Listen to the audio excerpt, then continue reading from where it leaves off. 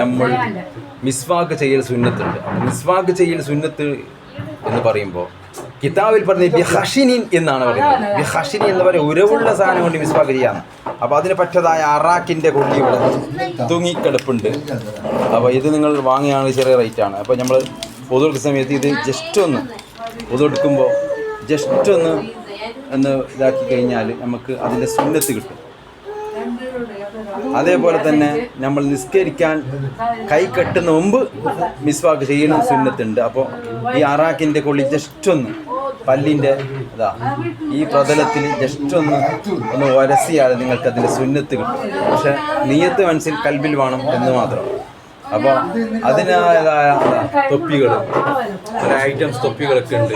അത്തറുകൾ, ഇപ്പോൾ റമദാൻ മാസമായിട്ട് സുഗന്ധദ്രവ്യങ്ങൾ ഉപയോഗിക്കാൻ പാടില്ല എന്നാണ്. അപ്പോൾ നിങ്ങൾ രാത്രി, അതായത് തറാവീക്ക് പോവുകയാണെങ്കിൽ നിങ്ങൾക്ക് ഇങ്ങനെയുള്ളതായ അത്തറുകളൊക്കെ തേക്കൽ സുന്നത്തുണ്ട്. പക്ഷെ പകല് മാത്രം, നോമ്പുള്ള ആ സമയത്ത് മാത്രമേ എന്തില്ല പാടില്ല, കറാഹത്ത് എന്നുള്ളത്.